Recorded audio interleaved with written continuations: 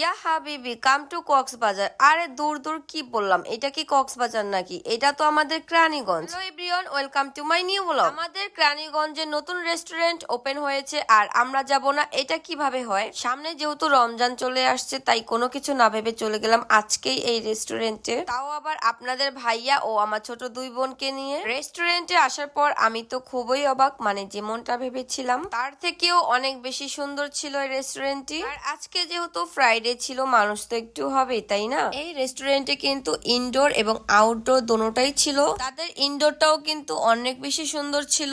আমার তো রেস্টুরেন্টে যাওয়ার সাথে সাথে ক্ষুধা লেগে গিয়েছে। আমি তো যাওয়ার সাথে সাথে মেনু নিয়ে বসে পড়েছি, কোনটা খাবো সেটা ভাবতেছিলাম। এদিকে আবার আপনাদের ভাইয়া কোনটা খাবে সেটা নিয়ে সে ভাবতেছিল। তারপর খাবারগুলো অর্ডার দিয়ে চলে আসলাম কিছু ভিডিও এবং পিক তোলার জন্য। আর আজকে আমাকে এই বোরখায় কেমন লাগছে অবশ্যই একটা কমেন্ট করে জানিয়ে দিবেন। তাদের আউটডোরটা দেখে তো আমি একদম প্রেমে পড়ে গিয়েছি। আমাদের কেরানীগঞ্জে ইদানিং এত সুন্দর সুন্দর রেস্টুরেন্ট হচ্ছে, কোনটা রেখে কোনটায় যাব বুঝতেই পারি না। আমি আবার চলে গেলাম ঝর্ণা দেখার জন্য।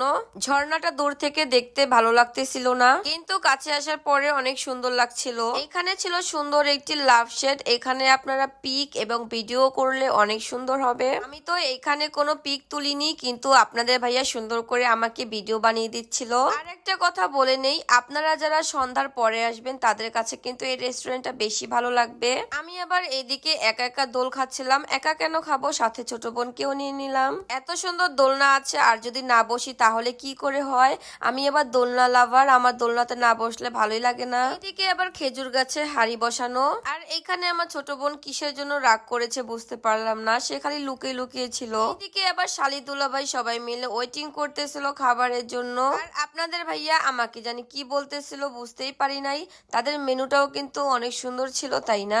চলে গেলাম দৈত্যর কাছে। দৈত্য আমাদের জন্য তাড়াতাড়ি করে খাবারগুলো রেডি করে নিয়ে আসলো। আমরা নিয়েছিলাম তাদের চিকেন চাউমিন, আরেকটা হচ্ছে সেট মেনু প্লেটার। রেস্টুরেন্টে গেলে কিন্তু সবসময় আমি খাবারগুলো সার্ভ করে দেই, যদিও তাদের খাবারের মান তেমনটা ভালো ছিল না, এভারেজ বলতে গেলে। এদিকে আমার মেজো বোন খাবার খাচ্ছিল আর কি যেন ভাবতেছিল।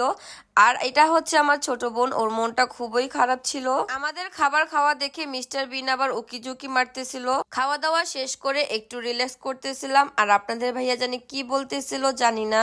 এরপর আমরা কোল্ড কফি অর্ডার দিয়ে দেই। এইখানে আমার মেজো বোন খাচ্ছিল, আর আমার তো কোল্ড কফি অনেক বেশি ভালো লাগে, তো আমিও এটা নিয়ে নিলাম। অনেক দিন পরে ছোট দুই বোনকে নিয়ে রেস্টুরেন্টে এসেছি, ভালোই লেগেছিল।